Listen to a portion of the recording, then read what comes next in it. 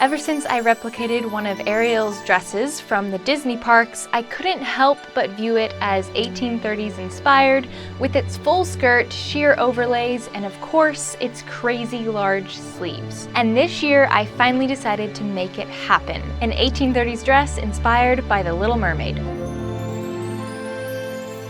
So with any historical project, you must start with the undergarments, which creates the structure. And the main one is the corset. I based mine off of a pattern taken from an extant corset. Each panel of the corset has various kinds of structure, from cotton cording to cotton batting, and a plastic substitute for whalebone.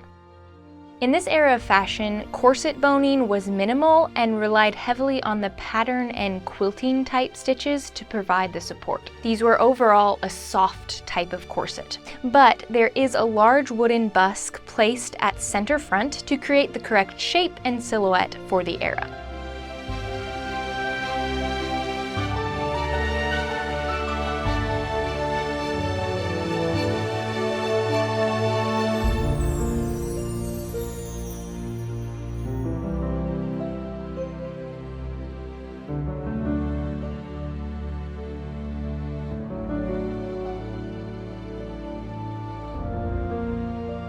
The next structure-creating item to make is a small bustle to help push the back of the skirts out slightly. I used a historical pattern published in a book from 1838. On the two hemmed edges of this bustle, several rows of cotton cording are sewn in to create extra structure. The final step is to soak the bustle in some starch and then iron and shape the bustle to create optimal volume.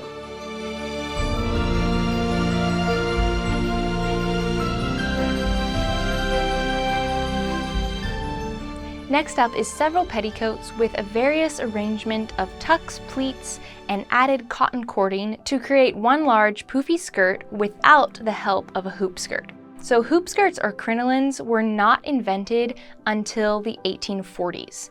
So as fashion demanded larger and larger skirts, many layers of petticoats were used to create that needed volume. My first petticoat is partially corded with some pleats. The second one uses 23 rows of cording, and my third petticoat has 20 pleats. For the waistbands of these petticoats, some were gathered and one was pleated up with a fork. Yes, this is an actual technique you can use in sewing. I didn't just invent it simply to use a fork as an ode to Ariel, though it does work perfectly.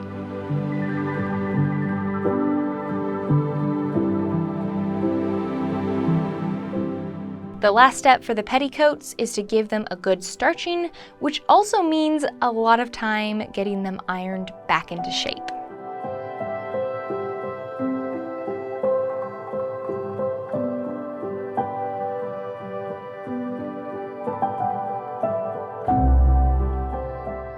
And finally, with the various pieces creating the understructure for the optimal 1830s silhouette, we can move on to the actual dress with all its Little Mermaid-inspired details. The dress itself is shorter waisted, and the bodice and the sleeves are created with an interfacing of a sturdy glazed linen, and the outer fabric is this beautiful aqua seafoam blue silk taffeta.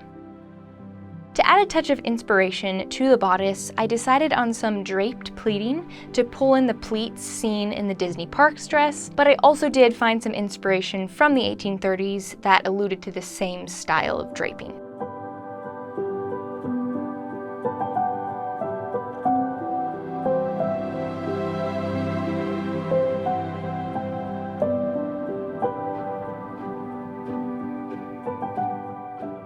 The sleeves will be as poofy can be, though I have decided I'm not making sleeve plumpers. I didn't have time for them, so right now I'm just using the glazed linen to create the support for these large sleeves. This silk part of the sleeve will be a short sleeve, and then an overlay of sheer white silk will engulf the short sleeve and continue down to create a long sleeve.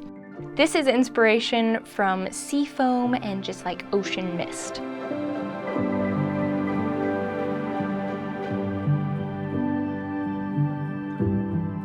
So moving on to the skirt, I decided last minute to tie in the sheer white accent of the sleeves with a wave and scale inspired trim along the skirt. So skirt trims were quite extravagant in the 1830s, and this just seemed the right thing to do. So first piping was sewn along the traced waves and scales, and then white silk gauze was slightly gathered and hand sewn in place to fill in the waves and give kind of a poofy look.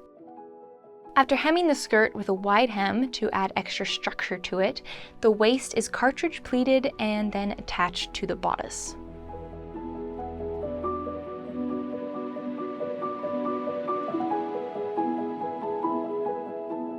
So it may look like we're done, but we're not done yet. The most extravagant part of this outfit comes down to the hair. Ladies from the 1830s loved these crazy hairstyles, and I wasn't going to let them down. But I was certainly going to add an ode to Ariel, and that means a fork is placed in the hair. And also, this would probably not be considered crazy in the 1830s. They put all sorts of stuff in their hair. Anyways, 1830s, I am ready to be part of your world.